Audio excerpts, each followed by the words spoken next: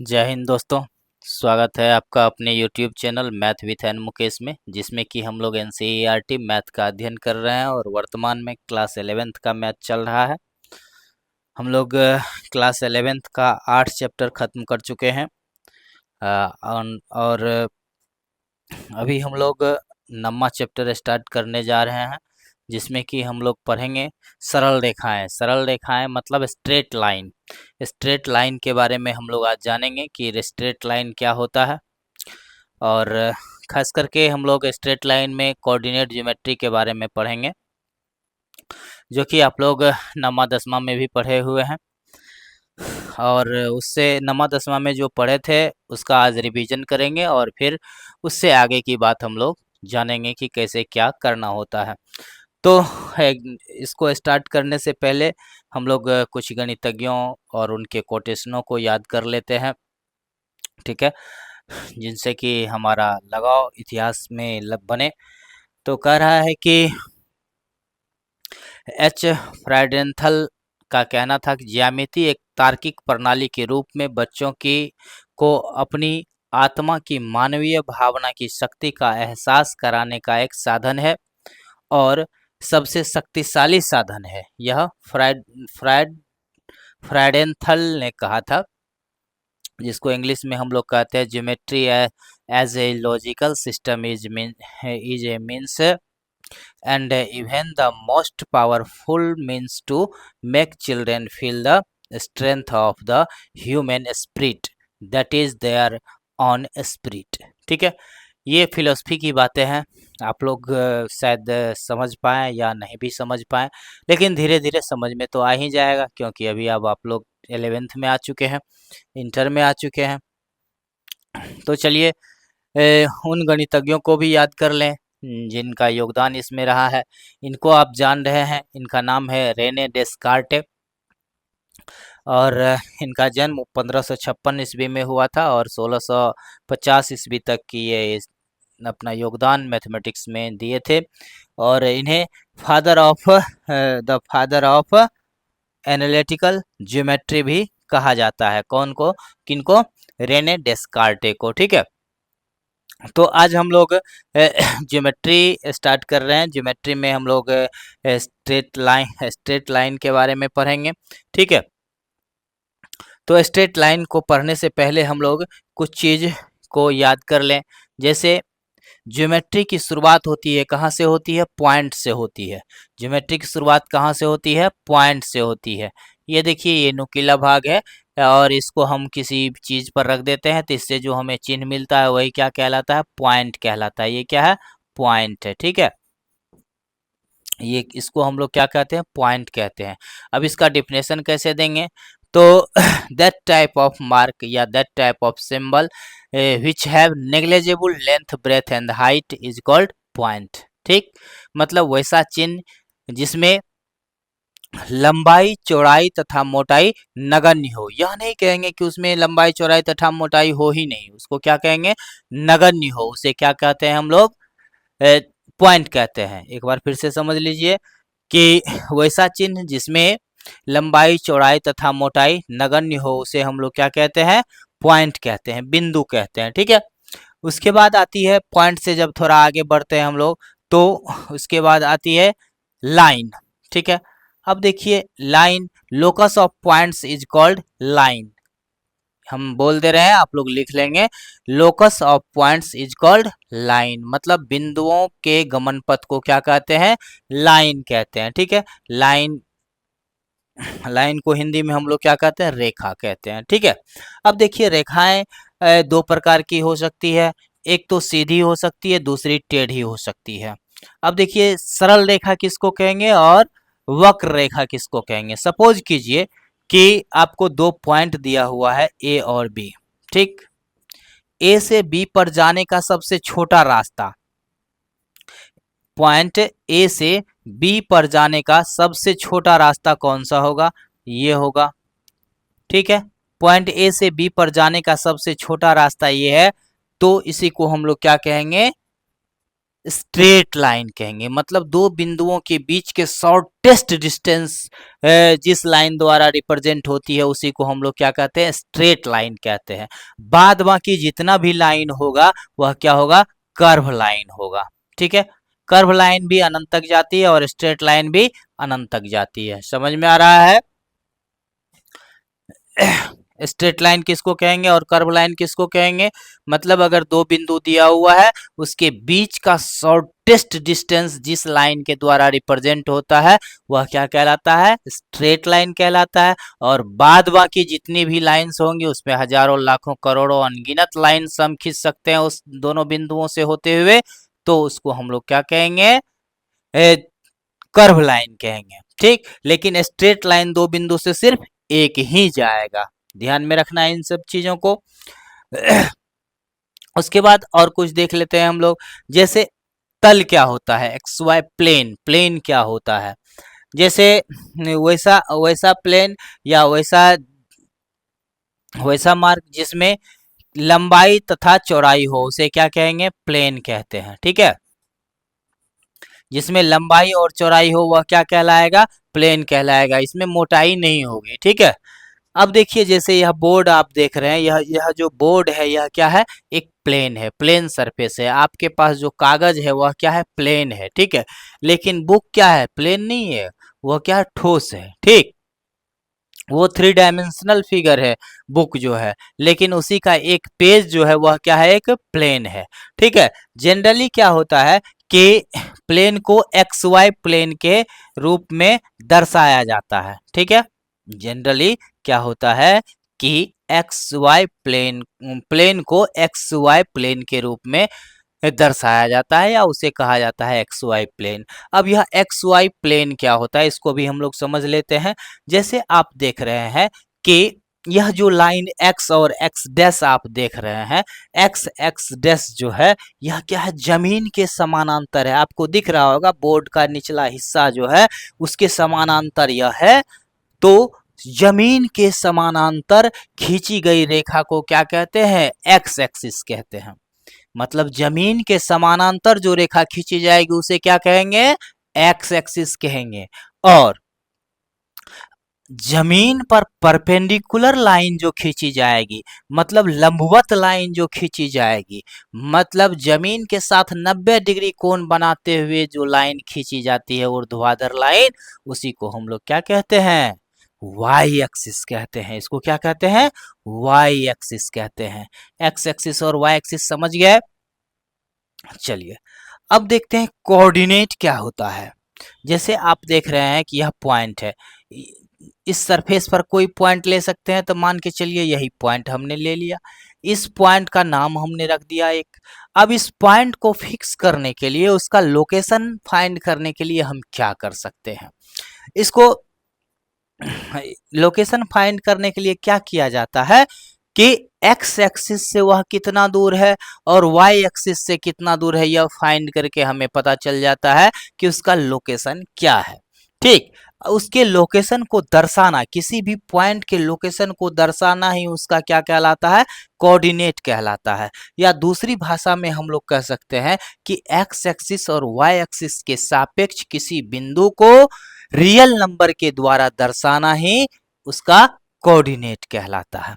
अब कोऑर्डिनेट जो भी होगा उसमें क्या होगा, दो दो रियल नंबर्स होंगी, एक होगा एक्स, एक्स एक्सिस से दूरी को रिप्रेजेंट करेगा, दूसरा क्या करेगा, वाई एक्सिस से दूरी को रिप्रेजेंट करेगा। ठीक है, तो पहला वाला भाग जो है यह आपको बताता है कि यह पॉइंट वाई एक्सिस से कितना दूर है, या फिर इसको दूसरे भाषा में हम कह सकते हैं कि एक्स एक्सिस पर वह कितना डिस्टेंस ट्रेवल किया है।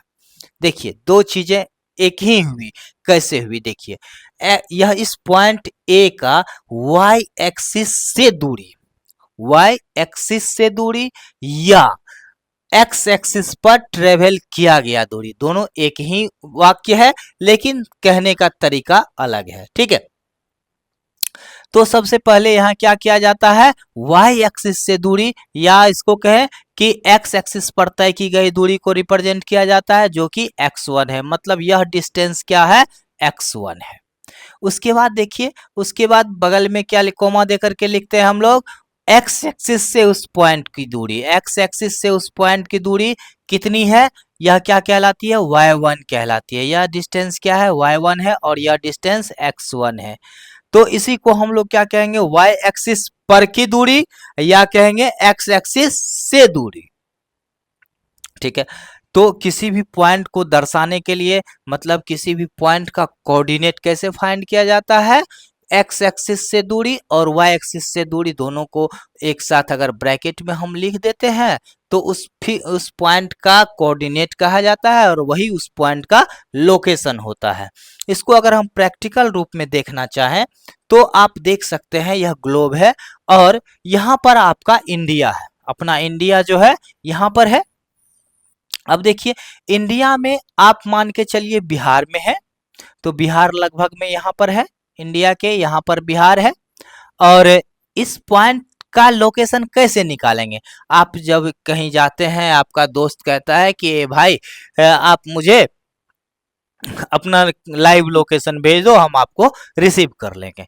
तो आखिर वो लाइव लोकेशन से कैसे आपको पता कर लेता है, तो यही चीज है कोऑर्डिनेट।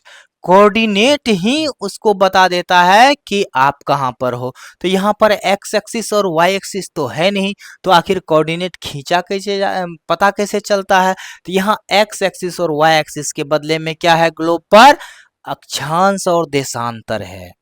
और गूगल क्या करती है, इसी अक्षांश और देशांतर को लोकेट करके आपके फिक्स्ड पॉइंट को का पता लगाती है, और वही फिक्स्ड पॉइंट जो होता है, अक्षांश और देशांतर जहां पर कट रही है, जहां आप है वहां पर जिस पॉइंट पर अक्षांश और देशांतर कटती है, वही पॉइंट आपका क्या हो जाता है, लोकेशन हो जाता है, जो कि गूगल आपको बता देती है, और आप आराम से पहुंच जाते हैं कहीं भी। तो यूज आप देख रहे हैं कोऑर्डिनेट ज्योमेट्री का कितना अच्छा यूज हो रहा है, किसमें हो रहा है, आपका जो है सो लोकेशन फाइंड करने में, आप कहीं जाते हैं उसका उसका पता करने में, आपको मैप पर जितना भी चीज दिखाया जा रहा है वह किसके द्वारा हो रहा है, कोऑर्डिनेट ज्योमेट्री के ही आधार पर हो रहा है। वाजिब में आधार तो कोऑर्डिनेट ज्योमेट्री है, बाद बाकी तो बहुत चीजें उसमें सहयोग करती है। तो हम लोग समझ गए कोऑर्डिनेट क्या होता है और कोऑर्डिनेट का उपयोग क्या होता है। तो कोऑर्डिनेट भी समझ गए, कोऑर्डिनेट का यूज भी समझ गए, कोऑर्डिनेट किसे कहते हैं वो भी समझ गए। अब कोऑर्डिनेट ज्योमेट्री किसको कहेंगे, ठीक है, कोऑर्डिनेट ज्योमेट्री किसको कहेंगे, गणित का वैसा भाग जिसमें गणित तथा अलजेब्रा तथा ज्यामिति, मतलब अंकगणित और ज्यामिति मिल करके काम करता है, वही क्या कहलाता है, कोऑर्डिनेट ज्योमेट्री कहलाता है। या दूसरी भाषा में कह सकते हैं निर्देशांक ज्यामिति बीज गणित और ज्यामिति का संयोजन है। क्या है, निर्देशांक ज्यामिति बीज गणित और अंक गणित, बीज गणित और ज्यामिति का संयोजन है, मतलब अलजेब्रा एंड ज्योमेट्री का कॉम्बिनेशन है। कौन सा, कोऑर्डिनेट ज्योमेट्री। यह कैसे है, इसको हम लोग देख रहे हैं। यहाँ जो हमने देखा था, यहाँ जो हमने देखा, यह जो आप फिगर देख रहे हैं, यह किसमें हम पढ़ रहे हैं, ज्योमेट्री में पढ़े। फिगर ज्योमेट्री में ही न पढ़ना होता है कि एक्स एक्सिस वाई एक्सिस फलाना ढिकाना। और यहाँ जो x1 y1 हमने लिया है, x1 y1 क्या बताया कि यह रियल नंबर है। रियल नंबर के बारे में हम कहाँ पढ़ते हैं, अलजेब्रा में पढ़ते हैं। तो हम देख रहे हैं फिगर पढ़ रहे हैं ज्योमेट्री में, अलजेब्रा में पढ़ रहे हैं रियल नंबर, और उन दोनों को मिला दिए तो यह हो गया कोऑर्डिनेट ज्योमेट्री। तो इसका मतलब क्या हुआ, कोऑर्डिनेट ज्योमेट्री किसको कहते हैं, अलजेब्रा और ज्योमेट्री के कॉम्बिनेशन को हम लोग क्या कहते हैं, कोऑर्डिनेट ज्योमेट्री कहते हैं। ठीक है, चलिए, कोऑर्डिनेट ज्योमेट्री जो होती है दो भाग में बटी हुई है, एक है 2D एक है 3D। ठीक है, 3D ज्योमेट्री और 3D कोऑर्डिनेट ज्योमेट्री और 2D कोऑर्डिनेट ज्योमेट्री। तो अभी हम लोग पढ़ रहे हैं 2D ज्योमेट्री, 2 डायमेंशनल, 2D मतलब 2 डायमेंशनल, 3D मतलब 3 डायमेंशनल। 2 डायमेंशनल ज्योमेट्री में हम लोग ये सब अभी पढ़ रहे हैं। इसके बाद वाले चैप्टर में हम लोग पढ़ेंगे 3 डायमेंशनल ज्योमेट्री, 11th में ही पढ़ना है आपको, लेकिन बाद में पढ़ेंगे। तब तक पहले ये 2 डायमेंशनल ज्योमेट्री को हम लोग क्लियरली समझ लें। जैसे अभी हम आपको बता रहे थे कि यह जो है सो क्या कहलाती है, समांतर रेखा किसके है, किसके जमीन के समानांतर है, तो यह क्या हो गई, एक्स एक्सिस हो गई। और यह देखिए, यह जमीन पर ऊर्ध्वाधर खड़ी है ना, परपेंडिकुलर रूप में खड़ी है, तो यह क्या हो गई, वाई एक्सिस हो गई। अब सपोज कीजिए कि इस पॉइंट का कोऑर्डिनेट आपको 6 - 4 दिया हुआ है, 6 - 4 दिया हुआ है, तो इसका मतलब क्या हो गया, यह पॉइंट 6 जो है क्या बताता है कि एक्स एक्सिस पर यह कितना दूरी ले रहा है, एक्स एक्सिस पर यह 6 इकाई दूरी पर है, एक्स एक्सिस पर, ठीक है। मतलब एक्स एक्सिस पर यह 6 इकाई दूरी ट्रेवल किया है, और -4 आपको बताता है कि यह वाई एक्सिस पर -4 इकाई का दूरी तय किया है। आप यहाँ देखेंगे तो यह क्या हो गया, 1 2 3 4 5 6, 6 इकाई हुआ यहाँ पे। यहाँ देखिए, यह देखिए, -1 -2 -3 -4, -4 इकाई पर आया, तो यह दोनों लाइन जहाँ कट रहा है वही क्या हो जाएगा, 6 - 4, 6 - 4 मतलब इस पॉइंट का कोऑर्डिनेट क्या है, 6 - 4 है। इसका कहने का मतलब यह है कि यह जो पॉइंट है, यह पॉइंट एक्स एक्सिस पर 6 इकाई का दूरी तय किया है, और वाई एक्सिस पर यह -4 इकाई का दूरी तय किया है, तब जाकर यह पॉइंट बना है कौन सा, -6 - 4। समझ में आ गया। अब यहाँ देखिए, जैसे यह पॉइंट है, इस पॉइंट का कोऑर्डिनेट आप देख रहे हैं लिखा हुआ है 30, कैसे हो गया 30, देखिए एक्स एक्सिस पर यह कितना डिस्टेंस ट्रेवल किया है, 3 इकाई डिस्टेंस ट्रेवल किया, 1 2 3, 3 इकाई डिस्टेंस ट्रेवल किया था, 3 लिख दिए। क्या बोले थे, पहले एक्स एक्सिस पर के डिस्टेंस को लिखते हैं। उसके बाद y एक्सिस पर यह कितना दूरी तय किया है, तो यहाँ हम देख रहे हैं, यहाँ 0 न है, y एक्सिस 0 है, और यह 0 पर ही है, इसी लाइन पर है। इसका मतलब y एक्सिस पर तो यह 0 डिस्टेंस ट्रेवल किया, इसीलिए इस पॉइंट का कोऑर्डिनेट क्या हो जाएगा, 30 हो जाएगा। मान के चलिए इस पॉइंट का कोऑर्डिनेट आपको पूछ दे, तो इस पॉइंट का कोऑर्डिनेट क्या होगा। अब देखिए, एक्स एक्सिस यहाँ पर कितना डिस्टेंस ट्रेवल कर रहा है, एक्स एक्सिस तो यहाँ 0 है, इस लाइन पर क्या हो जाएगी, एक्स एक्सिस हमेशा 0 होगी। और वाई एक्सिस यहाँ पर कितना डिस्टेंस ट्रेवल कर रहा है, यह न है वाई एक्सिस का डिस्टेंस, तो ये हो जाएगा -2। तो ये क्या हो गया, कोऑर्डिनेट इसका 0 -2। समझ में आ गया, कहीं कोई दिक्कत नहीं रही होगी। कोऑर्डिनेट क्या होता है, कोऑर्डिनेट ज्योमेट्री क्या होता है, लाइंस क्या होता है, लाइंस कितने प्रकार के होते हैं, ये सारा चीज हम लोग समझ गए हैं। मतलब बेसिक नॉलेज आपका रिवीजन हो गया है, ठीक है। ये तो आप लोग बचपन से पढ़ते आ रहे हैं, सिर्फ आपको हम रिवीजन करवा रहे थे। अब कुछ चीजें जो हम लोग क्लास 9 10th में पढ़े थे, उसका भी रिवीजन हम लोग यहाँ करेंगे। क्या होता है डिस्टेंस फार्मूला, डिस्टेंस फार्मूला का नाम तो आप सुने ही होंगे। डिस्टेंस फार्मूला क्या होता है,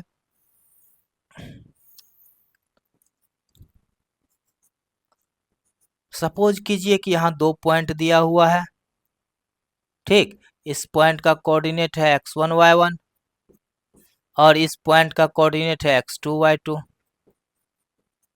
ठीक है।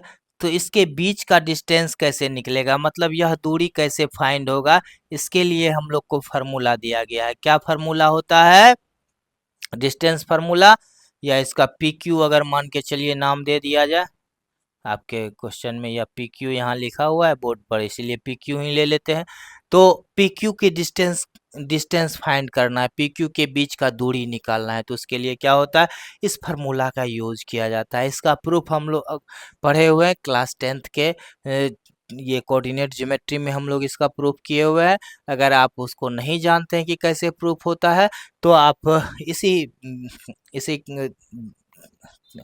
मतलब इसी चैनल के वीडियो में जाकर के क्लास 10th के वीडियो में देख सकते हैं कि किस तरह से इसको प्रूफ किया जाता है, ठीक है। तो अब देखिए कि हमें क्या करना है, इस डिस्टेंस को फाइंड करना है। तो इस डिस्टेंस को फाइंड करने के लिए फार्मूला क्या होता है, पी क्यू बराबर √x2 - x1 का whole square plus y2 - y1 का होल स्क्वायर, मतलब x2 - x1 का whole square plus y2 - y1 का होल स्क्वायर।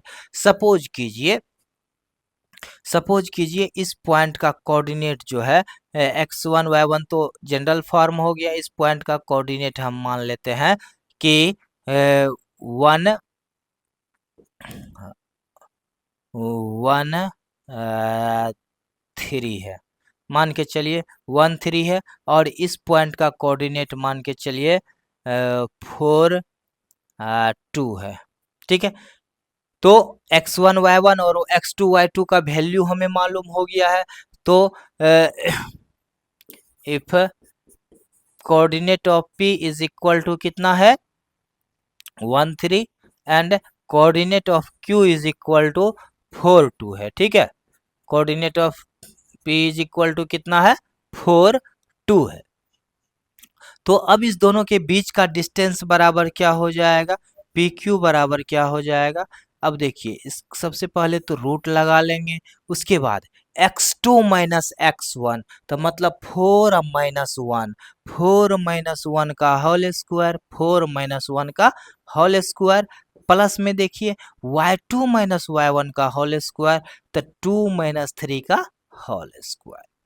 अब बराबर देखिए यह कितना हो जाएगा, यह हो जाएगा रूट ओवर, यहाँ 4 में से 1 चला गया 3, 3 स्क्वायर प्लस में 2 में से 3 चला गया माइनस 1 का स्क्वायर। ठीक है, अब बराबर देखिए कितना हो जाएगा, रूट ओवर 3 का स्क्वायर 9 प्लस 1 माइनस 1 का स्क्वायर 1 बराबर कितना हो गया रूट ओवर 10। यही आपका आंसर आ गया।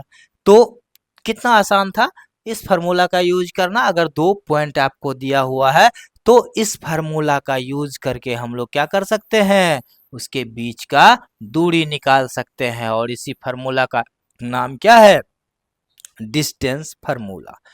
कहीं कोई दिक्कत नहीं, आराम से समझ गए होंगे। चलिए नेक्स्ट चलते हैं हम लोग।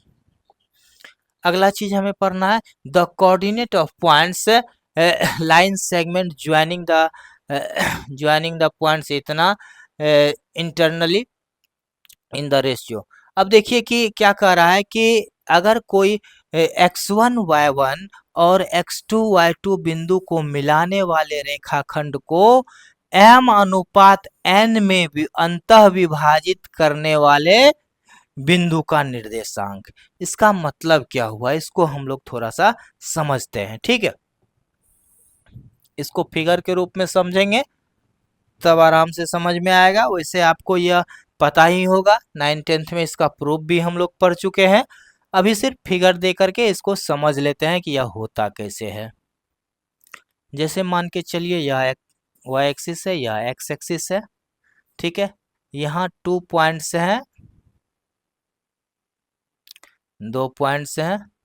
ठीक, यह इसका कोऑर्डिनेट कितना 1 3, इसका कोऑर्डिनेट 4 1, मान के चलिए 4 1।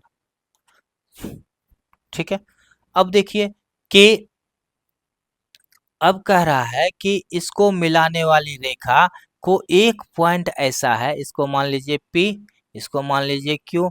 तो P का कोऑर्डिनेट कितना लिया जाता है जनरली x1 y1, और Q का कोऑर्डिनेट कितना माना जाता है जनरली x2 y2। ठीक है, जनरल फॉर्म। और यहाँ पर मान के चलिए एक R पॉइंट है। ठीक, ये पॉइंट R है जो कि इसको जो है पी क्यू को 2:3 के रेशियो में डिवाइड करता है। क्या करता है, 2:3 के रेशियो में डिवाइड करता है। मतलब यह हो गया m और यह हो गया n, मतलब m और n के रेशियो में यह डिवाइड करता है। तो इस पॉइंट r का कोऑर्डिनेट क्या होगा, ठीक है, r का कोऑर्डिनेट क्या हो जाएगा, इसको निकालने के लिए यह फार्मूला दिया गया है आपको। इसका प्रूफ हम लोग 9th 10th में पढ़ चुके हैं। जिसको नहीं समझ में आ रहा है या फिर जो प्रूफ इसका देखना चाहते हैं वो हमारे पिछले वीडियो को देख लेंगे, 9th 10th का वीडियो, उसमें आपको समझ में आ जाएगा कि यह फार्मूला कैसे प्रूफ किया जाता है। अभी हम लोग सिर्फ उसका रिविजन कर रहे हैं और उसको यूज करने का तरीका देख रहे हैं। तो अब देखिए यहाँ पर जो पॉइंट इसका निकलता है तो इसके लिए फार्मूला क्या होता है, mx2, क्या है, mx2 minus ny1, sorry plus n nx1, क्या होता है mx2 प्लस में nx1 बटा m प्लस n। ठीक है, तो एग्जाम्पल में हम लोग देखते हैं, if coordinate of point P is equal to, अगर दिया हुआ हो 1 3, ठीक है, और coordinate of Q is equal to आपको दिया गया हो 4 1 4 1, देन कोऑर्डिनेट ऑफ R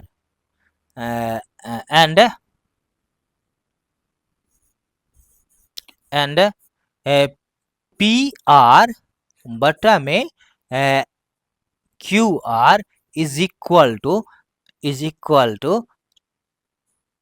2/3 हो, देन क्या हो जाएगा, then coordinate of R is equal to क्या हो जाएगा। अब यहां गौर कीजिए, अभी हम आपको बताए थे कि जो भाग इधर आप देख रहे हैं, ऊपर वाला भाग m देख रहे हैं, यह क्या करेगा, इस m का मल्टीप्लाई होगा किससे, इसके दूर वाले पॉइंट से। नजदीक वाले पॉइंट में m से मल्टीप्लाई नहीं होगा, किस में होगा, दूर वाले पॉइंट के x एक्सिस में मल्टीप्लाई हो जाएगा, x कोऑर्डिनेट में, और प्लस में आ जाएगा इधर वाला जो है, इसका दूर वाला जो x ऑर्डिनेट है उससे मल्टीप्लाई होके ऐड होके उसमें डिवाइड कर देंगे किससे, m और n से, m प्लस n से। तो मतलब हो गया mx2 मतलब हो गया ये हो गया m, ये हो गया x2, तो 2 × 4 प्लस nx1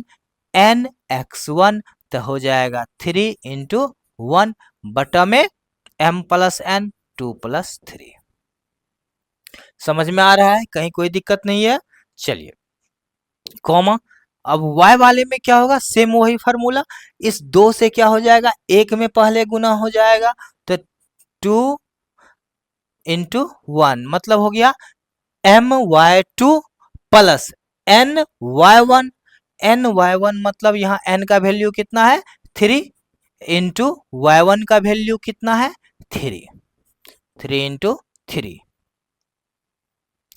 बटा में क्या हो जाएगा, 2 + 3 बराबर देखिए कितना हो जाएगा, इसका वैल्यू 4 दूनी के 8 3 11 बटा में 5, कॉमा, ये हो गया कितना, 3 तिहाई के 9 2 11 बटा 5, लगभग सेम आ गया ना, 11 बटा 5 सही है ना, 4 दूनी के 8 3 11, ठीक है, 3 तिहाई के 9 2 11, ठीक है, 3 2 5, तो ये क्या हो गया, लगभग में इसका 2.5 अढ़ाई के आसपास आ जाएगा, ये भी हो जाएगा 2.5। तो आप यहाँ देखिए, आप यहाँ गौर कीजिए, आप यहाँ देखेंगे तो आपको लगेगा कि वास्तव में यह सही है। अब इससे हम कैसे सही का पता करते हैं, देखिए, इसको हम यहाँ से मिला दिए, इसको हम यहाँ से मिला दिए, आप गौर कीजिए, यहाँ से यहाँ तक की दूरी 1 है और इसका कोऑर्डिनेट हमको कितना निकला है, 2.5, 2.5। अब यहाँ गौर कीजिए, यह डिस्टेंस जो आपको दिख रहा है, क्या इससे बड़ा है, तो हाँ बड़ा है, तो अढ़ाई है क्या। अब यहाँ इस पे परपेंडिकुलर खींचिए, यह डिस्टेंस जो है इस डिस्टेंस से बड़ा है, तो हाँ बड़ा है, तो यहाँ देखिए अढ़ाई से ज्यादा 4 है, तो इसका मतलब हमारा अढ़ाई जो निकला है वह सही है। अब यहाँ गौर कीजिए, यहाँ से अगर हम परपेंडिकुलर लाइन ड्रॉ करते हैं तो देखिए यह डिस्टेंस इस डिस्टेंस से बड़ा है, तो यहाँ देखिए यह डिस्टेंस कितना 3 है, यह डिस्टेंस कितना अढ़ाई है, तो इसका मतलब यह सही है। फिर से यहाँ देखते हैं हम लोग, यहाँ देखिए यह डिस्टेंस जो है इस डिस्टेंस से छोटा है, तो यहाँ देखिए 1 है, यहाँ पर अढ़ाई है, इसका मतलब हमारा यह जो कोऑर्डिनेट निकला है पॉइंट आर का, यह एकदम सटीक है। ठीक है, अब सपोज कीजिए कि m और n का वैल्यू 1 हो जाए, m और n का वैल्यू 1 हो जाए, तब क्या होगा, तो इसके लिए फिगर अलग से बनाना पड़ेगा, और अगर 1 हो गया तो वह पॉइंट जो क्या कहलाएगा, मिड पॉइंट कहलाएगा। ठीक है, वही चीज आपको यहाँ दिया गया है, मध्य बिंदु का, मिड पॉइंट का। इसके लिए हम लोग फिर से फिगर बना लेते हैं।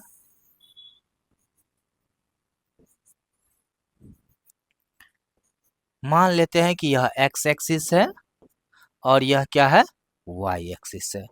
अब देखिए, और यहाँ 2 पॉइंट दिया हुआ है। इस पॉइंट का कोऑर्डिनेट मान लीजिए 2 4 2 4 है, और इस पॉइंट का कोऑर्डिनेट मान लीजिए 1, या डिस्टेंस नहीं, 4 मान के चलिए, यह हो गया, और यह डिस्टेंस हो गया कॉमा में, यह डिस्टेंस मान के चलिए 1 है, यह डिस्टेंस 1 है, ठीक है, 4 1 है। तो इसका दोनों का कोऑर्डिनेट हम मान लिए, और यह पॉइंट P है और यह पॉइंट Q है। तो पॉइंट P को जनरली क्या होता है, x1 y1 से डिनोट करते हैं फार्मूला में, और इसको क्या करते हैं, x2 y2 से डिनोट करते हैं, ठीक है। अब इसको मिलाने वाली रेखा, अब इसको मिला दिए। अब इसको मिलाने वाली रेखा को एक पॉइंट R क्या करती है, समद्विभाजित करती है। समद्विभाजित करती है का मतलब हो गया, यह पॉइंट R जो है इस PQ का क्या है, मिड पॉइंट है। मिड पॉइंट है मतलब क्या, यह भाग और यह भाग बराबर है, M और N का वैल्यू क्या हो जाएगा, बराबर हो जाएगा। तो बराबर हो जाएगा तो M बटे N का वैल्यू क्या हो जाएगा, 1/1 हो जाएगा। तो मतलब यह भाग भी 1, यह भाग भी 1। यहाँ तक कहीं कोई दिक्कत नहीं है। अब देखिए, इस पॉइंट R का कोऑर्डिनेट निकालने का हम लोग प्रयास करेंगे। तो कोऑर्डिनेट कैसे निकलेगा, अभी जस्ट हमने क्या पढ़ा था कि इस पॉइंट का कोऑर्डिनेट निकालने के लिए क्या फार्मूला क्या होता है, mx2 प्लस nx1 बटा m plus n comma my2 plus ny1 बटा m प्लस n। तो m और n का वैल्यू तो बराबर आ गया, बराबर आ गया मतलब 1 1 आ गया है। उसका जब रेशियो निकालेंगे, चाहे कोई भी संख्या हो, 5 ही क्यों ना हो, 10 ही क्यों ना हो, m और n का वैल्यू 10/10 करेंगे तो एक ही ना आ जाएगा जी, 1/1 तो ही आ जाएगा। इसीलिए हम उसको क्या करते हैं, 1 मान लेते हैं। तो m और n का वैल्यू 1 1 आ गया। अब यहाँ 1 1 पुट करेंगे तो देखिए 1 इसमें गुना करेंगे x2 में तो x2 ही रह जाएगा या x1 रह जाएगा। तो मतलब हो गया x2 प्लस x1 बटा 1 प्लस 1 मतलब 2। तो मिड पॉइंट का कैसे कोऑर्डिनेट हो गया, x2 प्लस x1 बटे 2, y2 प्लस y1 बटे 2। तो वही फार्मूला यहाँ पर आपको लिखा हुआ है कि मिड पॉइंट का निर्देशांक क्या होता है, x1 प्लस x2 बटे 2, y1 प्लस y2 बटे 2। अब देखते हैं, if coordinate of point P is equal to 2 4 हो और coordinate of Q is equal to क्या हो, Q इज इक्वल टू क्या हो, 4 1 हो, then coordinate of then coordinate of mid point R is equal to क्या हो जाएगा, अभी बताए थे कि x1 प्लस x2 बटे 2। तो मतलब हो गया 2 प्लस 4 बटे 2, 2 प्लस 4 बटे 2, 2 प्लस 4 बटा में 2, कोमा 4 प्लस 1 बटा 2, तो 4 प्लस 1 बटा 2। तो बराबर कितना हो गया, बराबर ये हो जाएगा 4 2 6 बटा 2 तो मतलब 3, और 4 1 5 बटा 2 मतलब 2.5। ठीक है, तो कोऑर्डिनेट R क्या हो जाएगा, कोऑर्डिनेट ऑफ R 3 और 2.5।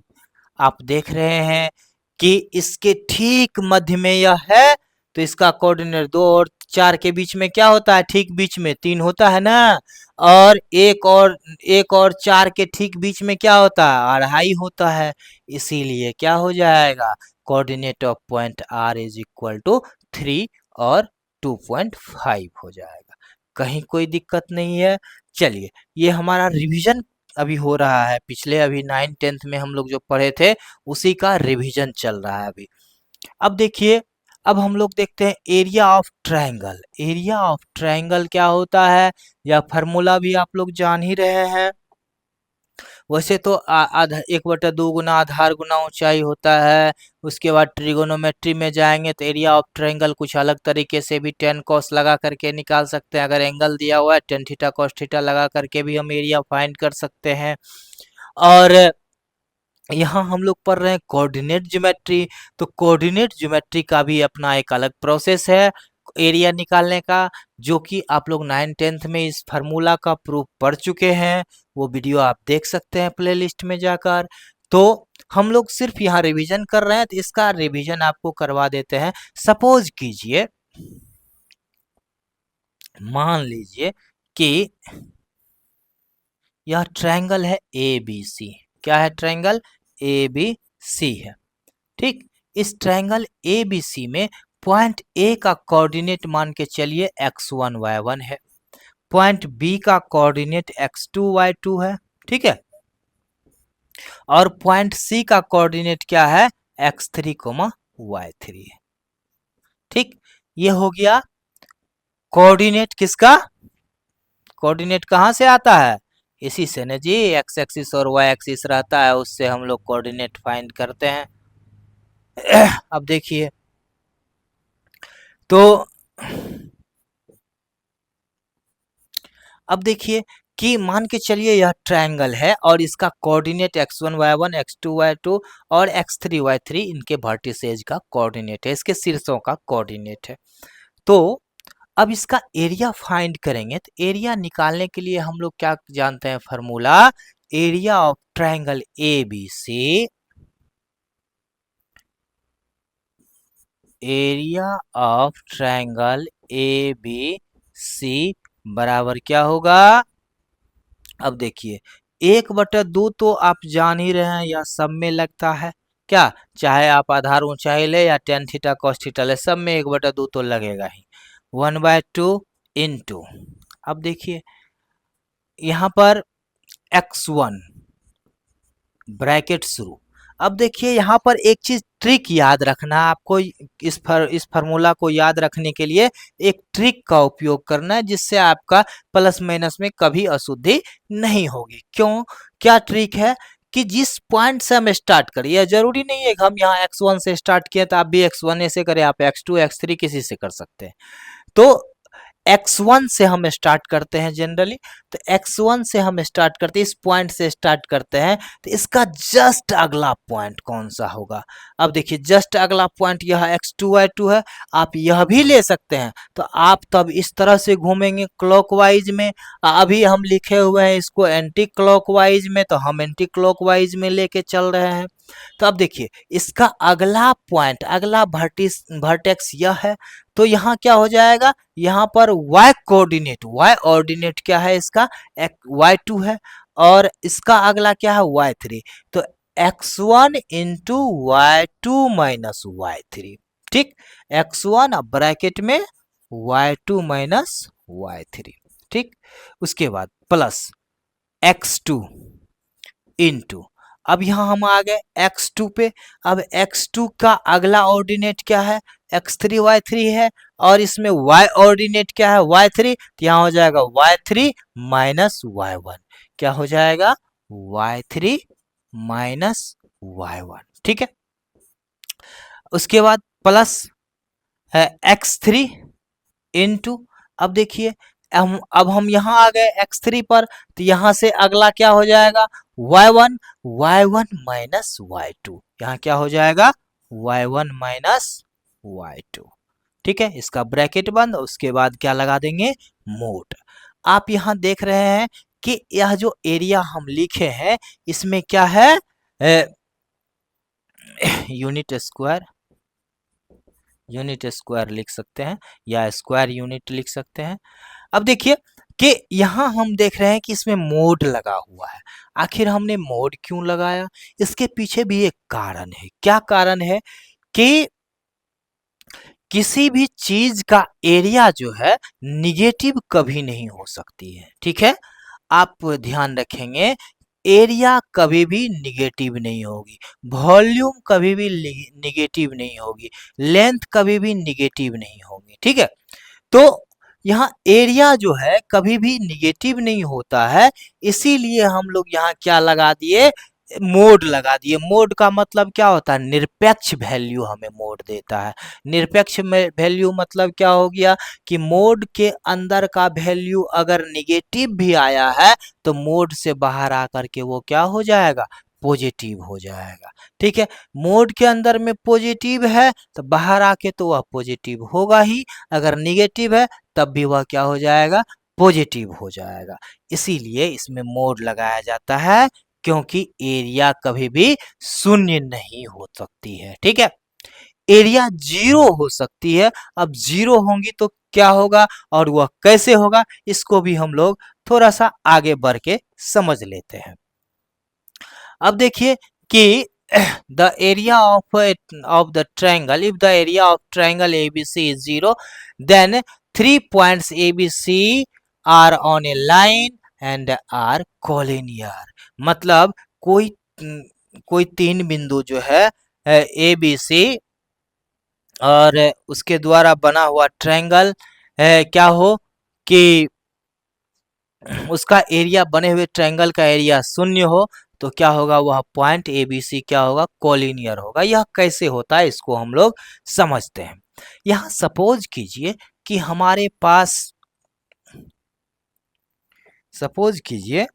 हमारे पास एक ट्रायंगल है ए बी सी। ठीक, हमारे पास एक ट्रायंगल है ए बी सी जिसका कोऑर्डिनेट है x1 y1, x2 y2 and x3 y3, x3 y3। अब यहाँ आप गौर कीजिए तो एरिया वाजिब में क्या होता है पता है ना आपको। एरिया जो आप इस अंदर में देख रहे हैं, इस तीनों लाइन मतलब इस ट्रायंगल का अंदर वाला पार्ट जो यह दिख रहा है काला काला, यह ब्लैक पार्ट अंदर वाला ही क्या है, इसका एरिया है। जितना भी इस ट्रायंगल के अंदर में हम यह ब्लैक पार्ट देख रहे हैं वही क्या है, इसका एरिया है। एरिया है तो अब यह एरिया शून्य कब हो सकती है, अब यह इस एरिया को अगर हम घटाना शुरू करें, मान के चलिए इस पॉइंट ए को हम क्या करते हैं, थोड़ा नीचे ले आते हैं। थोड़ा नीचे ले आए तब हम देखते हैं क्या यह एरिया शून्य हो रही है। अभी थोड़ा नीचे ले आते हैं तब देखते हैं कि एरिया शून्य हो रही है। तो यह एरिया अभी शून्य नहीं हुई है, क्योंकि हमको इस बीच वाला ब्लैक पार्ट अभी भी दिख रहा है नहीं। तो अब क्या करते हैं, इस पॉइंट को और थोड़ा नीचे ले आते हैं। इस पॉइंट को थोड़ा और नीचे ले आते हैं, यहाँ पर, यहाँ ले आए तो अब फिर इसको हम मिलाते हैं। फिर इसको हम मिलाए, फिर भी हम देख रहे हैं यह नीचे वाला, यह जो बीच वाला यह पार्ट आपको दिख रहा है, ब्लैक ब्लैक नजर आ रहा है, इसका मतलब उसमें एरिया भी मौजूद है। अब इसको हम लोग क्या करते हैं, फिर थोड़ा नीचे ले आते हैं और नीचे ले आते हैं, तब हम इसको मिलाते हैं। अब इसको मिलाए, अब देखिए अभी भी हमको इस पार्ट में यह जो पार्ट नीचे वाला दिख रहा है, यह इस निचल का लाइन और यह दोनों व्हाइट लाइन के बीच में ब्लैक पार्ट दिख रहा है ना जी, दिख रहा है। वह दिख रहा है मतलब क्या है कि एरिया है उसमें। और थोड़ा सा आपके लिए हम ले आते हैं नीचे। ठीक, मान के चलिए यहाँ ले आए, अब इसको हम मिलाते हैं तो हम देख रहे हैं अभी भी तो हमको दिख रहा है, कम ही सही लेकिन दिख रहा है। इसका मतलब कुछ ना कुछ तो एरिया है उसमें बचा हुआ। तो अब क्या करते हैं, इसको बढ़ा बढ़ा के लेके चले आते हैं इसी लाइन पर, यहां ले आते हैं। अब देखिए, अब इसको हम मिला दिए। ठीक, अब इसको हम मिला दिए तो क्या आपको वह जो ग्रीन लाइन था, अब जो उसके ऊपर व्हाइट लाइन आ गई है, क्या उसके बीच में आपको ब्लैक पार्ट दिख रहा है? हमको तो नहीं दिख रहा है, शायद आपको भी नहीं दिख रहा होगा। तो नहीं दिख रहा है, इसका मतलब यह पॉइंट ए उठ करके यहाँ पर आ गया ए डैश के रूप में, या ए ही के रूप में आ गया, जिसका कोऑर्डिनेट मान के चलिए x1 डैश और y1 डैश हम मान के चलते हैं, या उठ के यहाँ आ गया। तो तो हम देखते हैं कि जब यह पॉइंट ए उठ करके इसी लाइन बीसी पर आ जाता है तब उसका एरिया क्या हो जाता है, शून्य हो जाता है, क्योंकि हमें ब्लैक पार्ट दिखना बंद हो गया। ठीक, यह प्रैक्टिकली आप देख लिए कि किस तरह से एरिया शून्य हो सकता है। अब देखिए कि एरिया तो शून्य हो गया, यहां तक हम लोग चले आए, एरिया को शून्य कर लिए। अब जो है अगर मान के चलिए आप कहेंगे कि निगेटिव भी तो हो सकता है, नहीं होगा। क्यों नहीं होगा, देखिए। अब देखिए कि इसको हम थोड़ा सा अगर नीचे चले आए पॉइंट को लेकर के तो यह इस तरह से जाएगा। अगर हम नीचे लेके चले आए तो यह इस तरह से जाएगा, फिर हमको ब्लैक पार्ट नीचे में दिखना शुरू हो गया।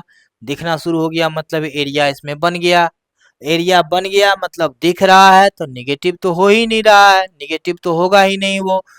वो क्या होगा, एरिया होगा और पॉजिटिव ही होगा। तो इसका मतलब हमें यह पता चलता है कि यहाँ यह इस ट्रायंगल ABC का एरिया शून्य तभी हो सकता है जब तीनों पॉइंट क्या हो, एक ही रेखा पर हो। अब यहाँ क्या देख रहे हैं, पॉइंट ए जो है जब BC लाइन पर आई तब जाकर के एरिया शून्य हो गई।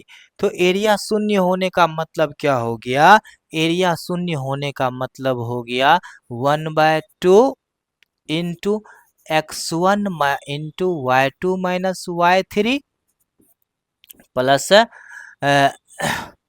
Plus x2 into y3 minus y1 plus x4 sorry x3 into y1 minus y2 is equal to हो गया 0 ना। इसमें तो मोड लगेगा ना। तो हम यहाँ क्या देख रहे हैं कि यह कब जो है सो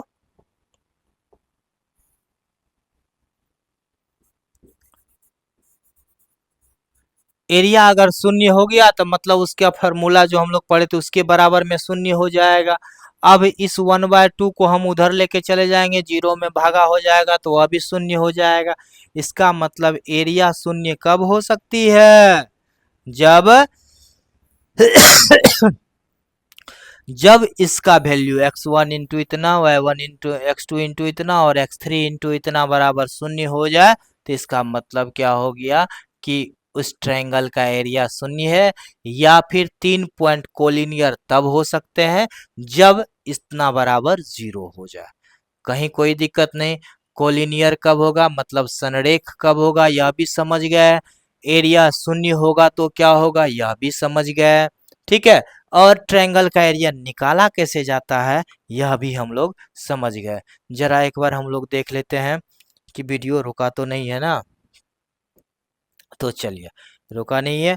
अब आते हैं हम लोग ढाल को पढ़ते हैं। क्या है ढाल।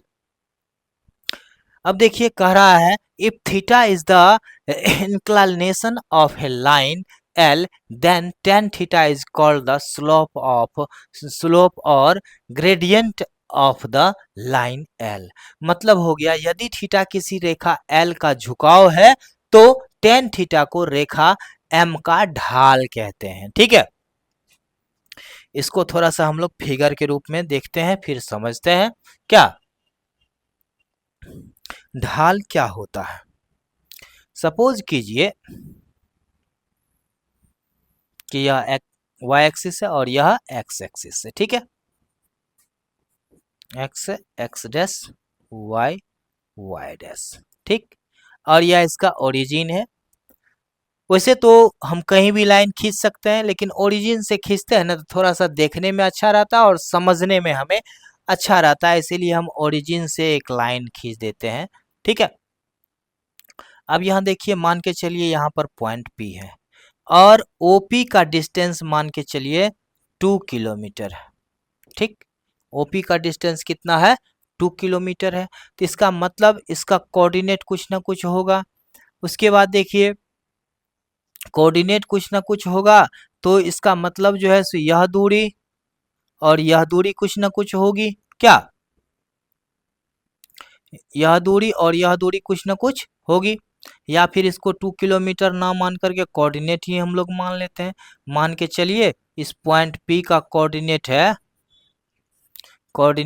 x1 y1। ठीक, x1 y1 है। तो इसका मतलब क्या हो गया कि यह डिस्टेंस जो है, यह डिस्टेंस क्या हो जाएगी, x1 हो जाएगी, यह डिस्टेंस क्या हो जाएगी, y1 हो जाएगी। ठीक, अगर हमें x1 और y1 मालूम है तो हम इस एंगल को निकाल सकते हैं कि यह एंगल कितना होगा। क्या यह एंगल कैसे निकलेगा, क्योंकि हम लोग अगर इसको थीटा मान लें तो हम लोग क्या जानते हैं कि टेन थीटा बराबर क्या होता है, टेन थीटा बराबर लंब बटा आधार, मतलब y1 बटा x1 हो जाएगा, बराबर में क्या हो जाएगा, y1 बटा x1 हो जाएगा। अब यहाँ देखिए, तो थीटा बराबर क्या हो जाएगा, थीटा बराबर हो जाएगा टेन इनवर्स y1 बटा x1। अब चूंकि आप लोग इन्वर्स ट्रिगोनोमेट्रिक फंक्शन अभी पढ़े नहीं है, इसीलिए यह ज्यादा समझ में तो आएगी नहीं आपको। इसीलिए जनरली हम लोग यहाँ क्या करते हैं, ज्यादा विस्तार में ना जाते हुए हम लोग इसके स्लोप को क्या मान लेते हैं, टेन थीटा मान लेते हैं। ठीक, क्योंकि यह रेशियो, यह इस थीटा को निकालने का एक ही प्रोसेस है। अगर कोऑर्डिनेट आपको दिया हुआ है तो इस थीटा को निकालने का, इस थीटा को निकालने का एक सबसे आसान प्रोसेस क्या है, टेन थीटा हमें फाइंड कर लेना है। मतलब इसका स्लोप फाइंड करने के लिए हम लोग क्या करेंगे, टेन थीटा फाइंड कर लेंगे तो हमें स्लोप फाइंड हो जाएगा, और अगर स्लोप फाइंड हो गया तो थीटा फाइंड हो जाएगा, दोनों क्या है, बराबर है। अब देखिए कि इसके स्लोप को, इसके स्लोप को, स्लोप बराबर क्या हो जाएगा, टेन थीटा हो जाएगा। ठीक, अब इसके स्लोप को जनरली क्या किया जाता है, एम द्वारा सूचित किया जाता है। क्या किया जाता है, एम द्वारा सूचित किया जाता है। तो स्लोप एम बराबर क्या हो गया, टेन थीटा हो गया। ठीक, इसको आप याद रखेंगे, यह फार्मूला है। ठीक, इन्वर्स ट्रिगोनोमेट्रिक फंक्शन पढ़ेंगे तब जाकर के और ज्यादा डिटेल में यह आपको समझ में आएगा। अभी वहां तक हम लोग नहीं पहुंचे हैं, इसीलिए जनरली सिर्फ आपको याद रख लेना है स्लोप बराबर क्या होता है, टेन थीटा, या फिर कह सकते हैं कि एम बराबर क्या होता है, टेन थीटा। स्लोप को किस चीज से सूचित किया जाता है, एम द्वारा सूचित किया जाता है।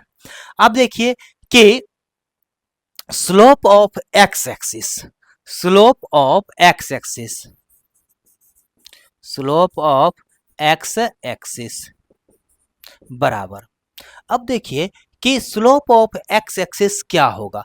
मान के चलिए यह पॉइंट P जो है खिसक के नीचे चले आए, यह पॉइंट खिसक के नीचे चले आए तो क्या होगा, इसको अगर हम खींच के नीचे लेके चले आएंगे, खींच के नीचे लेके चले आएंगे इस लाइन पर, इस पॉइंट पर अगर P डैश आ जाती है, इस पॉइंट पर अगर P डैश आ जाती है, इस तरह से नहीं, इस तरह से पॉइंट पर P डैश आ जाती है, तो यहाँ पर थीटा का वैल्यू क्या हो जाएगा, जीरो हो जाएगा। नहीं, यह लाइन खींचेंगे नीचे आएगा ना जी, यह नीचे जब आएगा तो यह एंगल क्या हो जाएगा, छोटा होते जाएगा, छोटा होते जाएगा, छोटा होते जाएगा, और जब इस लाइन पर ही आ जाएगा, एक्स एक्सिस पर ही आ जाएगा पॉइंट पे, तो वह क्या हो जाएगा, एंगल शून्य हो जाएगा, थीटा का वैल्यू जीरो हो जाएगा। तो यहाँ पर स्लोप ऑफ एक्स एक्सिस बराबर क्या हो जाएगा, टेन जीरो डिग्री। और टेन जीरो का वैल्यू क्या होता है, जीरो ना होता है, टेन जीरो का वैल्यू जीरो होता है, तो स्लोप ऑफ एक्स एक्सिस बराबर क्या हो जाएगा, शून्य हो जाएगा। ठीक है, अब देखिए slope of Y axis, slope of Y axis, Y axis बराबर क्या होगा। अब देखिए अगर इस पॉइंट P को खींच करके हम कहा लेके चले आए, इधर लेके चले आए, ठीक है, इसको अगर हम खींच के इधर लेके चले आएंगे, इस पॉइंट पर अगर P डैश आ जाती है, यहाँ पर अगर P डैश आ जाती है तो क्या हो जाएगी, यहाँ पर आने के बाद यह एंगल थीटा बढ़ के कितना हो जाएगा, 90 डिग्री के बराबर हो जाएगा। अगर थीटा 90 डिग्री के बराबर हो गया तो क्या हो जाएगा स्लोप उसका, टेन 90 डिग्री, टेन 90 डिग्री ना, टेन 90 डिग्री का वैल्यू कितना होता है, टेन 90 डिग्री का वैल्यू होता है, ओहो ये क्या हो रहा, टेन 90 डिग्री, tan 90 डिग्री का वैल्यू क्या हो जाता है, अनडिफाइन रहता है, तो इसको हम लोग क्या लिखेंगे, अनडिफाइन, अनडिफाइन, ठीक है, अपरिभाषित। समझ में आ रहा है, कहीं कोई दिक्कत नहीं हुई होगी। चलिए नेक्स्ट हम लोग देखते हैं। वही चीज यहाँ था, जो फिगर हम वहां बना के आपको समझाए वही फिगर यहाँ है। अब देखिए रेखा की ढाल, रेखा की ढाल अगर दो बिंदु दिया गया हो, मान के चलिए आपको 2 पॉइंट दिया हुआ है, तब इस रेखा की ढाल कैसे निकालेंगे, कोई आपको 2 पॉइंट दे रखा हो तब इस रेखा की ढाल कैसे निकलेगा, ठीक। अब यहाँ 2 कंडीशन हो सकती है। पहला कंडीशन कि अब देखिए यह जो एंगल आपको दिख रहा है यह 90 डिग्री से छोटा न दिख रहा है जी, यह एंगल जो है यह मान के चलिए यह लाइन है एल, इस लाइन के द्वारा जो एंगल बन रहा है एक्स एक्सिस के साथ वह हमको क्या दिख रहा है, एक्यूट एंगल न दिख रहा है। एक्यूट एंगल मतलब क्या, 90 डिग्री से छोटा, तो 90 डिग्री से छोटा होगा तब स्लोप क्या होगा, और 90 डिग्री से बड़ा होगा तब क्या स्लोप होगा, इस चीज को हमें समझना पड़ेगा। तो सबसे पहले हम देख लेते हैं कि अगर किसी लाइन पर 2 पॉइंट दिया हुआ हो और उसके द्वारा एक्स एक्सिस के साथ एक्यूट एंगल बन रहा हो, मतलब न्यून कोण बन रहा हो, तब कैसे क्या होगा उसका स्लोप। अब मान लेते हैं, late p x1 y1 and q x2 y2 are 2 points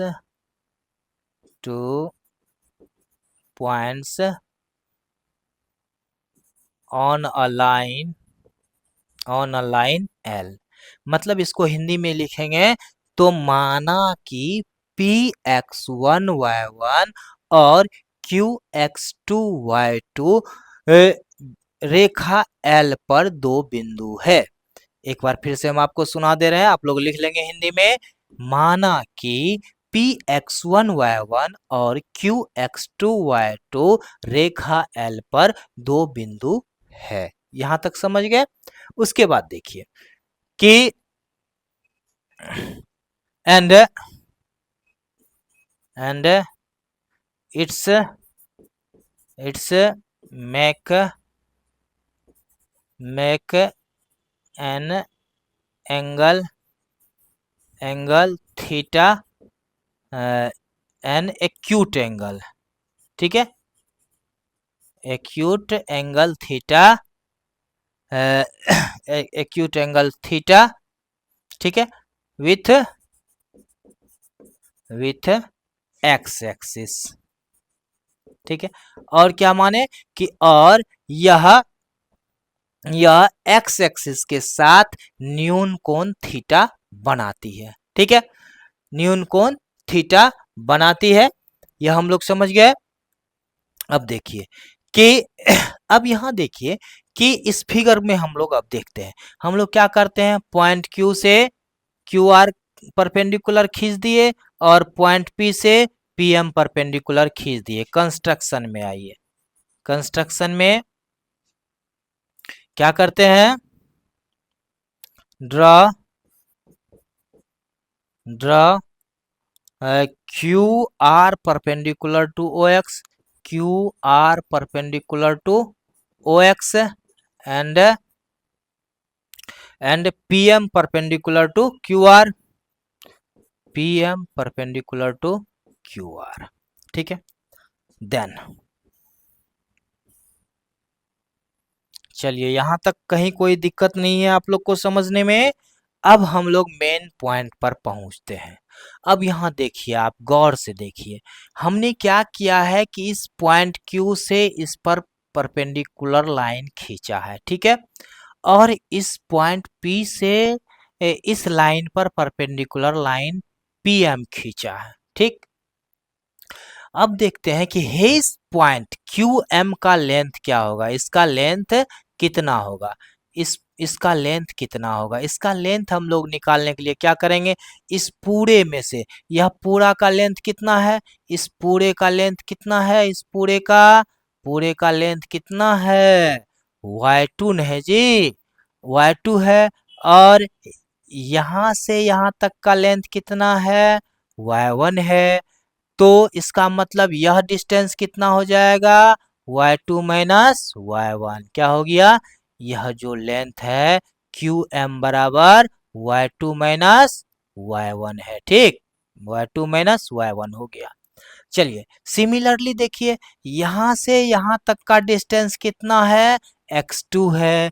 और यहाँ से यहाँ तक का डिस्टेंस कितना है, x1 हो गया। यह पूरा हो गया x2। और यहाँ से यहाँ तक का डिस्टेंस क्या हो गया, x1 हो गया। तो इसका मतलब यह डिस्टेंस जो होगा, यहाँ से यहाँ तक का डिस्टेंस क्या होगा, x2 माइनस x1 हो जाएगा। इसका मतलब यह डिस्टेंस क्या हो जाएगा, x2 माइनस x1 हो जाएगा, x2 माइनस x1 हो जाएगा। यहाँ तक कहीं कोई दिक्कत नहीं है। अब हम लोग चलते हैं नाउ इन ट्रायंगल, किसमें, क्यू पी एम, किसमें, ट्रायंगल क्यू पी एम। ठीक है, अब देखिए यह एंगल आपको थीटा दिया गया है एंगल क्यू पी एम बराबर theta and angle Q M P बराबर 90 डिग्री, क्यू एम पी बराबर 90 डिग्री। इसीलिए tan थीटा बराबर क्या होगा, tan थीटा बराबर लंबट आधार, मतलब QM बटे PM, QM बटा PM, ये हो गया QM बटा में PM हो गया। या देखिए tan थीटा याद कीजिए किसका नाम रखे थे हम लोग, स्लोप का ना। तो हम लोग पढ़े हुए हैं कि स्लोप बताता है, tan थीटा हमें क्या बताता है, स्लोप बताता है। तो इसके बदले में हम स्लोप को किस चीज से डिनोट करते हैं, m से। तो m बराबर क्या हो जाएगा, अब देखिए qm बटा pm, qm का वैल्यू कितना, y2 माइनस y1, ये हो गया y2 माइनस y1 बटा में कितना हो जाएगा, x2 माइनस x1 बटा में x2 माइनस x1। ठीक है, मतलब दो पॉइंट x1 y1 और x2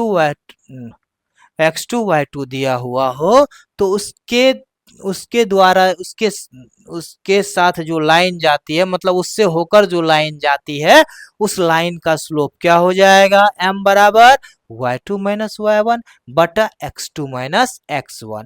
यह किस कंडीशन में आएगा, जब यह एक्यूट एंगल बनाती हो तब। अगर मान के चलिए यह ऑब्ट्यूज एंगल बना दे, मतलब अधिक कोण बना दे, जैसे हम यहाँ देख रहे हैं कि इसमें हम क्या देख रहे हैं, यहाँ पर यह थीटा है। तो यह थीटा आपको सीधा सीधी बुझा रहा है कि यह 90 डिग्री से ज्यादा है, 90 डिग्री से ज्यादा है, इसका मतलब क्या हो गया, यह ऑब्ट्यूज एंगल है, मतलब अधिक कोण है। अधिक कोण है तब क्या होगा, इसमें भी आप गौर करके देखेंगे। इसमें भी वही चीज हम मानेंगे कि let coordinate of p is equal to x1 y1 and coordinate of q is equal to x2 y2 पर draw perpendicular qr and pm। इतना सारा चीज जो वहां लिखे थे वही right same as previous, right same as previous, previous. ठीक है, प्रीवियस में थ्योरी में हमने जैसा लिखा था सेम वही लिखाएगा, खाली अंतर यहाँ क्या हो जाएगा, प्रूफ में हो जाएगा। अब इसको बीच में ला करके थोड़ा सा हम आपको दिखाना चाहेंगे कि यह किस तरह से यहाँ प्रूफ होगा। अब यहाँ गौर कीजिए, अब यहाँ आप देख रहे हैं इस पॉइंट का कोऑर्डिनेट कितना है, इस पॉइंट का कोऑर्डिनेट x1 y1 है। तो यहाँ से यहाँ तक की दूरी कितनी हो गई, x1 हो गई। ठीक है, यहाँ आप देख रहे हैं कि यह डिस्टेंस क्या हो जाएगी, x1 हो जाएगी। ठीक है, और यह डिस्टेंस यहाँ देखिए, यह x2 है ना, तो यह डिस्टेंस कितनी होगी, यह डिस्टेंस हो जाएगी x2। ठीक है, अब यहाँ देखिए, यह पूरा डिस्टेंस क्या हो जाएगा, यह पूरा डिस्टेंस हो जाएगा कितना, y2 नहीं, और यहाँ से यहाँ तक का डिस्टेंस कितना हो जाएगा, यहाँ से यहाँ तक का डिस्टेंस हो जाएगा y1। ठीक है, अब देखिए हमको तो निकालना है मेनली यह डिस्टेंस और यह डिस्टेंस, ठीक, इस ट्रायंगल में। अब देखिए यह डिस्टेंस कितना हो जाएगा, यह डिस्टेंस हो जाएगा y2 minus y1, y2 minus y1। ठीक है, और यह डिस्टेंस कितना हो जाएगा, वहां तो हुआ था x2 माइनस x1, लेकिन यहाँ क्या होगा, x1 ज्यादा बड़ा है, यह हो जाएगा x1 माइनस x2। ठीक है, बस सेम वही चीज होगी, लेकिन थोड़ा सा अंतर यहाँ क्या हो गया कि x2 माइनस x, वहाँ x2 माइनस x1 था, यहाँ x1 माइनस x2 आ गया। और गौर कीजिए, यहाँ चूंकि एंगल क्या हो गया है, एब्ट्यूज हो गया है, मतलब 90 डिग्री से बड़ा हो गया है। अब यहाँ देखते हैं यह एंगल कितना होगा, वहां तो एंगल यह दोनों सेम था नहीं, यहाँ पर यह एंगल अब होगा कितना, अब गौर कीजिए यह एंगल होगा बराबर किसके, इसके बराबर होगा। अब यह देखिए यह पूरा एंगल कितना होता है टोटल, यह टोटल होता है 180 डिग्री। आप पढ़े होंगे कि किसी भी स्ट्रेट लाइन के किसी पॉइंट के एक ही तरफ के टोटल बने हुए एंगल का योग कितना होता है, 180 डिग्री होता है। यह आप 9th-10th में पढ़े थे। तो अब देखिए कि यह पूरा एंगल जो है 180 डिग्री होता है, और चूंकि यह एंगल थीटा है, तो बचा हुआ एंगल क्या हो जाएगा, 180 डिग्री माइनस थीटा हो जाएगा। अब देखिए चूंकि यह लाइन परपेंडिकुलर लाइन है और यह भी इस लाइन पर परपेंडिकुलर है, इसका मतलब यह दोनों क्या हो गया, पैरेलल हो गया। यह दोनों लाइन अगर पैरेलल हो गया तो यह जो लाइन एल दिख रहा है यह क्या हो जाएगा, उसके लिए ट्रांसवर्सल लाइन हो जाएगा, तिर्यक छेदी रेखा हो जाएगा। और किसी रेखा किसी समांतर रेखा को, किसी दो समांतर रेखा को कोई तिर्यक छेदी रेखा अगर प्रतिच्छेदित करती है तो इस प्रकार बना संगत कोण, इस प्रकार बने संगत कोणों का योग में क्या होता है, बराबर होता है। तो यह एंगल 180 डिग्री माइनस थीटा है, तो यह भी क्या हो गया, 180 डिग्री माइनस थीटा हो गया। चलिए अब देखते हैं इसमें, अब किस में हम लोग आएंगे, इस ट्रायंगल में, in triangle Q P Q M,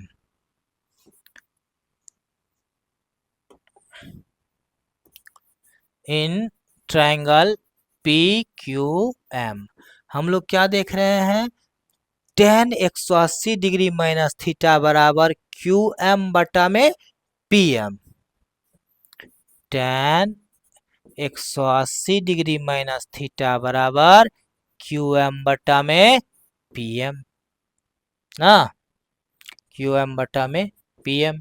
या देखिए, अब याद कीजिए ट्रिगोनोमेट्रिक फंक्शन जब हम लोग पढ़े थे उसमें यह फार्मूला पढ़े थे, tan 180 डिग्री माइनस थीटा बराबर क्या होता है, सबसे पहले यह सेकेंड क्वाड्रेंट में होगा, 180 से घट रहा है मतलब tan tan में रहेगा, लेकिन सेकेंड क्वाड्रेंट में है इसीलिए tan उसमें क्या हो जाएगा, निगेटिव हो जाएगा। तो इसका मतलब क्या हो गया, minus tan theta is equal to, अब क्यू एम का वैल्यू कितना, y2 माइनस y1 बटा x1 माइनस x2, यहाँ x1 था माइनस यहाँ हो जाएगा y2 minus y1, y2 minus y1 बटा x1 माइनस x2। ठीक है, या देखिए अब इस माइनस को उधर लेके चले जाएंगे तो tan थीटा बराबर क्या हो जाएगा, y2 माइनस y1 बटा में जब इस माइनस को इसके नीचल का भाग में गुना कर देंगे तो क्या हो जाएगा,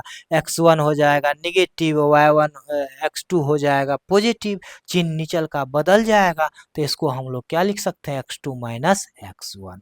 या m बराबर tan थीटा क्या होता है, स्लोप डिनोट करता है ना, तो m बराबर y2 माइनस y1 बटा में x2 माइनस x1। मतलब चाहे वह बड़ा एंगल बनाए मतलब एक्यूट एंगल बना है चाहे ऑब्ट्यूज एंगल बना है, वह क्या हो जाएगा, उसका स्लोप वही का वही रहेगा, m बराबर y2 माइनस y1 बटा x2 माइनस x1। कहीं कोई कंफ्यूजन नहीं रहा होगा आप लोग को, जरा देख लें, वीडियो रुका नहीं है ना। चलिए ये तो था हमारा थ्योरी। अब थोड़ा सा और आगे बढ़ते हैं। अब देखते हैं दो समांतर रेखाओं के परस्पर लंब होने का प्रतिबंध और समांतर होने का प्रतिबंध। अब देखिए कि दो रेखाएं समानांतर कब हो सकती है। पहला हम लोग देख रहे हैं कि if the lines L1 and L2 are parallel. अब दो रेखाएं समानांतर कब हो सकती है। मान लेते हैं कि यह L1 रेखा है और यह L2 रेखा है, ठीक है।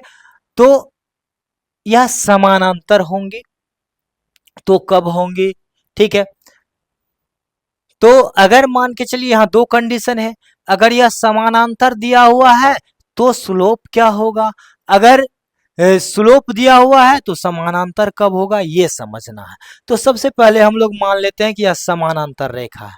क्या मान लेते हैं, let L1 parallel to L2 and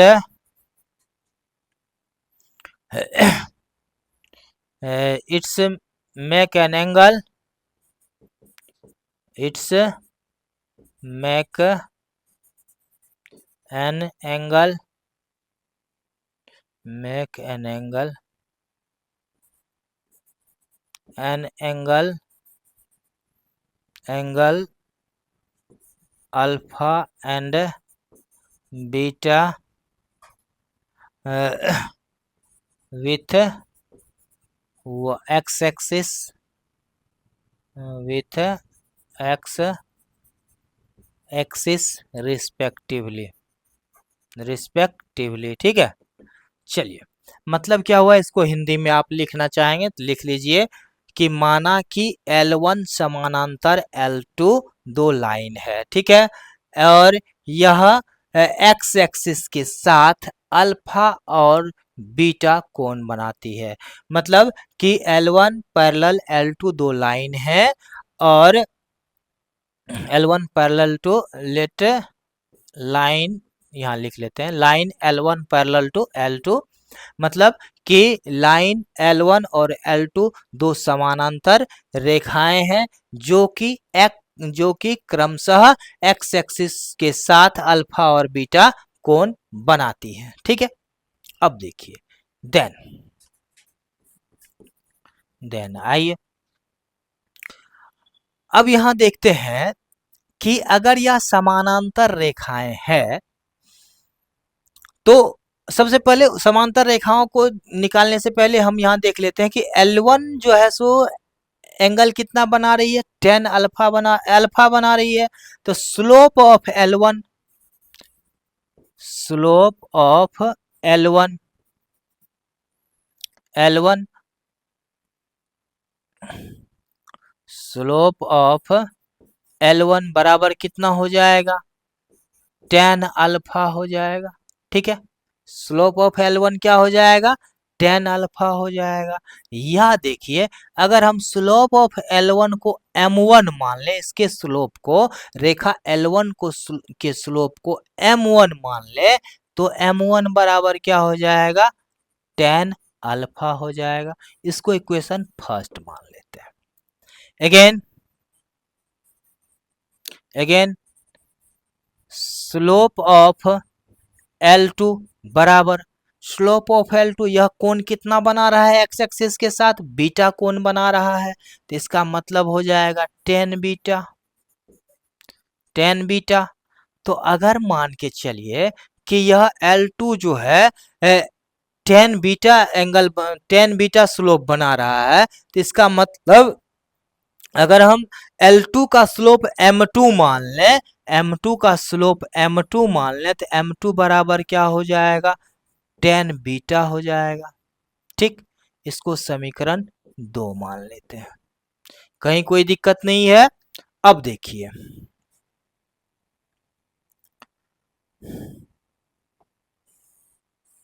now न, अब यहां हम लोग क्या देख रहे हैं, चूंकि न चूंकि L1 parallel to L2, L1 parallel to L2, यह क्या है, गिवन है, यह तो आपको दिया हुआ है। And OX is transversal line, transversal line, so angle, so alpha is equal to beta, alpha is equal to beta. कैसे होगा, कॉरेस्पॉन्डिंग एंगल से। देखिए यह दोनों समानांतर रेखाएं हैं और उसको एक तिर्यक छेदी रेखा काट रही है, तो इस प्रकार बना हुआ संगत कोण क्या हो जाएगा, समान हो जाएगा। तो ये हो जाएगा कॉरेस्पॉन्डिंग एंगल, कॉरेस्पॉन्डिंग एंगल मतलब संगत कोण, संगत कोण से। अब देखिए कि इसका संगत कोण समान हो गया, तो संगत कोण समान हो गया, तो इसका मतलब अगर टेन अल्फा बराबर टेन बीटा है, कहते हैं अल्फा बराबर बीटा है, तो इसका मतलब क्या हो जाएगा, टेन अल्फा बराबर भी टेन बीटा होगा, टेन अल्फा बराबर टेन बीटा हो जाएगा ना जी। अब देखिए इसको समीकरण मान लेते हैं 3, ठीक। अब यहां देखते हैं हम लोग समीकरण 1, 2 तथा 3 से, देखिए क्या पाते हैं हम लोग यहाँ पर, टेन अल्फा, या फिर ऐसा करते हैं हम लोग समीकरण 1 और 3 में चले जाते हैं, समीकरण 1 और 3 से, from equation first and second,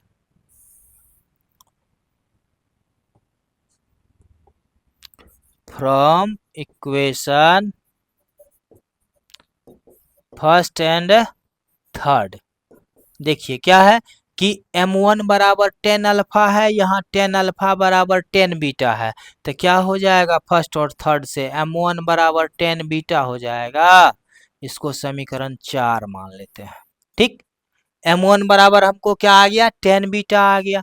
अब समीकरण 2 और 4 से ले लेते हैं, from equation second and fourth, ठीक है। समीकरण 3 और 4 में आप क्या देखते हैं कि RHS दोनों का समान है, RHS दोनों का समान है, तो इसका मतलब क्या हो जाएगा, LHS समान हो जाएगा, तो मतलब M1 बराबर क्या हो गया, M2, यही कंडीशन हो गया।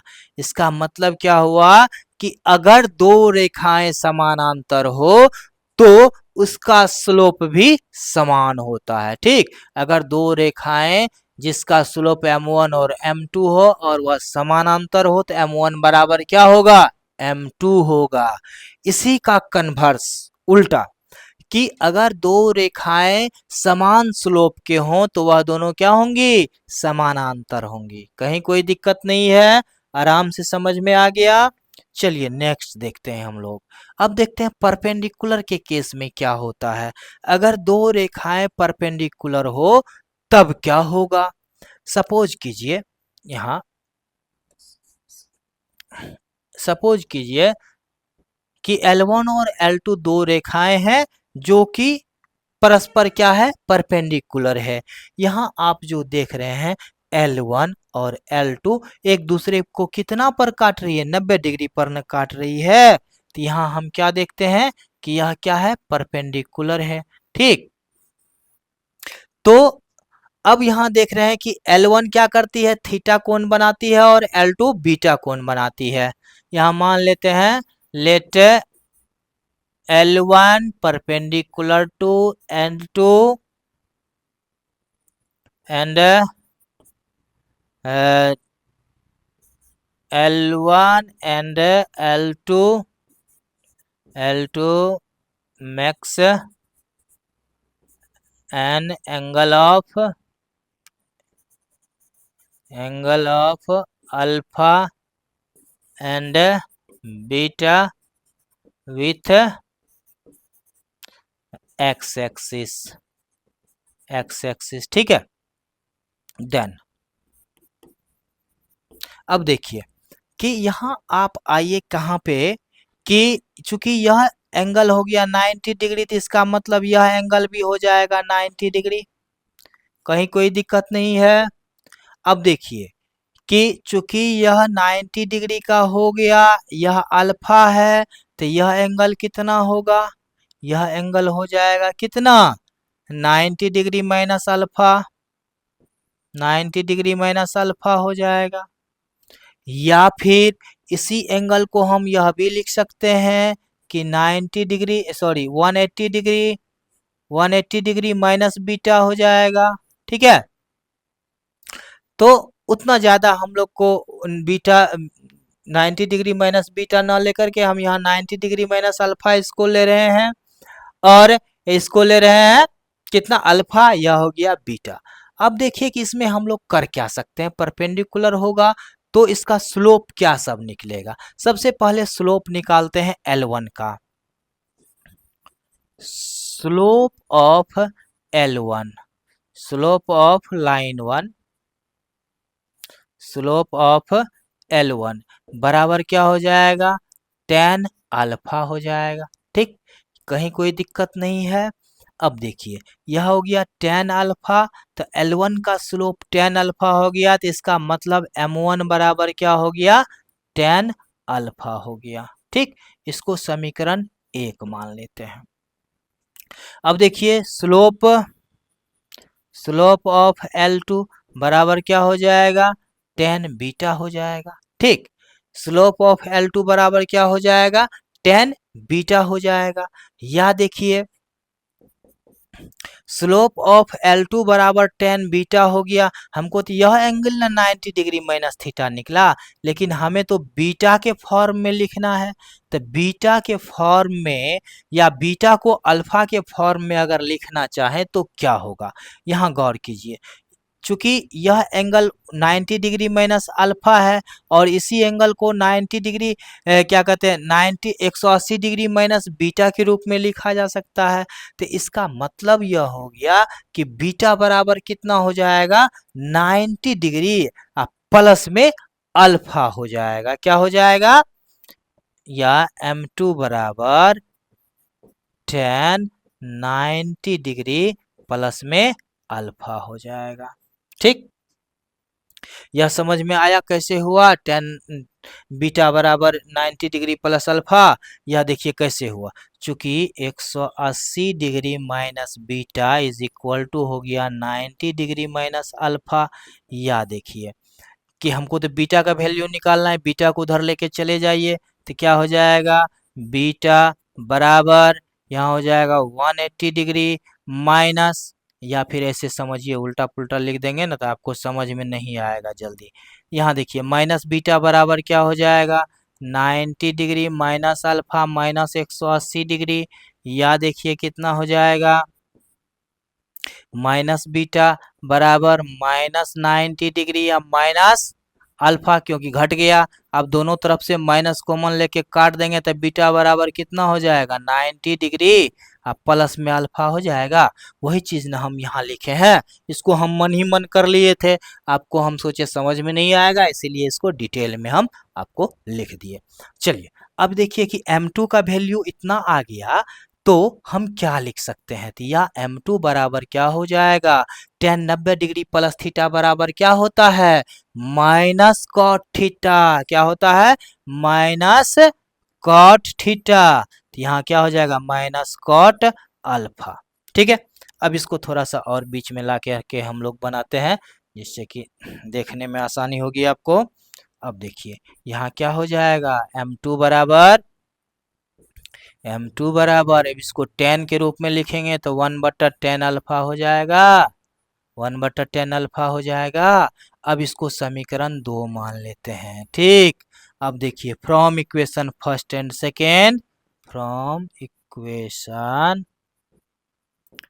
फर्स्ट एंड सेकेंड, समीकरण 1 तथा 2 से क्या हो जाएगा? M2 बराबर, अब देखिए यहाँ पर -1 बटा में tan अल्फा है ना, tan अल्फा का वैल्यू M1 होता है, तो यहाँ लिख देंगे tan अल्फा के बदले में M1।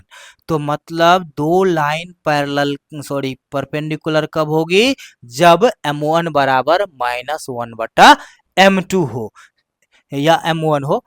और इसी को थोड़ा सा और एलोब्रेट अगर कर ले हम लोग तो क्या हो जाएगा? तो हो जाएगा, या देखिए इसी को हम लोग और थोड़ा सा एलोब्रेट करेंगे तो इसमें हो जाएगा M1 गुना में M2 बराबर में क्या हो जाएगा? -1। इसका मतलब क्या हो गया कि दो लाइन अगर परपेंडिकुलर होती है तो उसके स्लोप का मल्टीप्लिकेशन किसके बराबर में होता है? -1 के बराबर में होता है। इसी को दूसरे भाषा में अगर हम कहें कि दो लाइन के स्लोप का गुणनफल अगर -1 के बराबर हो जाए तो वह दोनों लाइन क्या होंगी? परपेंडिकुलर होंगी, मतलब वह एक दूसरे को 90 डिग्री पर इंटरसेक्ट करेगी। यहाँ तक आपको समझ में आ गया है? तो वास्तव में क्या हो रहा है कि इसमें ज़्यादा समय लग गया है और लगभग 1.5 घंटा पूरा हो चुका है। वही चीज़ जो अभी बताए थे, तो ये वही चीज़ आपको यहाँ पर लिखा हुआ है। तो ज़्यादा समय लग गया है तो हम लोग क्या करते हैं, इस क्लास को यहीं ख़त्म करते हैं। काहे कि नहीं तो ज़्यादा लंबा वीडियो हो जाएगा तो फिर वह भी दिक्कत हो जाएगी। इसीलिए इस क्लास को हम लोग यहीं ख़त्म करते हैं। फिर देखते हैं अगले वीडियो में हम लोग इसका लगभग थोड़ा-सा ही थ्योरी अब बचा हुआ है। थ्योरी और एग्ज़ाम्पल थोड़ा-सा बचा हुआ है, उसके बाद एक्सरसाइज़ स्टार्ट होगी। तो आज का क्लास हम लोग क्या करते हैं, यहीं तक रहने देते हैं। फिर अगले क्लास में हम लोग देखेंगे कि इसमें थोड़ा-सा और कौन-सा थ्योरी बच गया है और इसका क्वेश्चन आंसर करेंगे। तो इसका पीडीएफ हम आपको प्रोवाइड कर दे रहे हैं, ठीक है?